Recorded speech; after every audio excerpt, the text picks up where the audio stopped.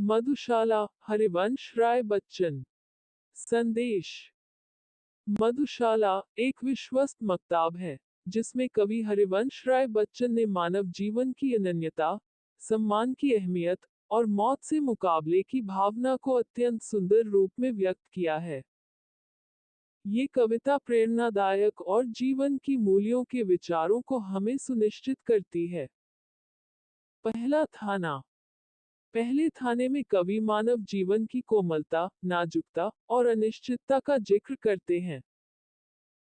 मानवता की कमजोरी की तुलना मधु से की गई है, जिसे उनकी हालत को दर्शाने के लिए पीने का प्याला सम्मिलित किया गया है। उसने मृत्यु को साकी के रूप में चितानित किया है, जो भावुक, तेज और अद्वितीय होता है। समय निष्क्रिय पीने वाले के लिए बलवान है, जिससे भावनाएं और जीवन की स्मृतियों का संसार बनता है। दूसरा थाना।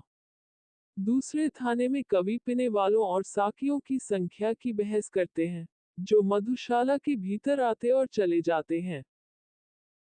उन्होंने ये बताया है कि ग्राहक अपने अपने कार्य को पूरा करके चले गए हैं, लेकिन मधुशाला की आत्मा हमेशा वही होगी। तीसरा थाना। तीसरे थाने में कवि अपने भावनात्मक अंतःस्थल को विवरणीय ढंग से दर्शाते हैं। वह उल्टे न मूड में हैं, उनके हाथों में प्याला है, और प्याला उनकी जीवनधारा का प्रतिरूप है। कवि अपने आत्मा को उपहास से ग्रंथ में छपाने की भावना व्यक्त करते हैं। ये भाग अंतर्मुखी प्रकाश प्रकट करता है और उसका जीवन जलवा धारण करता है। समापन। मधुशाला एक अद्वितीय कविता है। यह एक खास संदेश और गहराई संजात करती है और हमें भावनाओं और विचारों को व्यक्त करने की महत्वपूर्णता याद दिलाती है।